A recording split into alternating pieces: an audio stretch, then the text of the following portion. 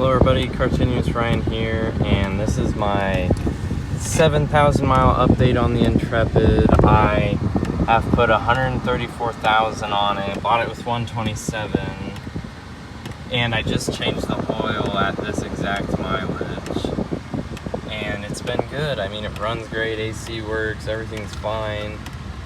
7,000 miles on that oil was probably pushing it, but there was only a few sparklies in it, which is to be expected from a rebuilt motor, but she's doing good. I put Mobil 1 5W30 in it, and it's running good.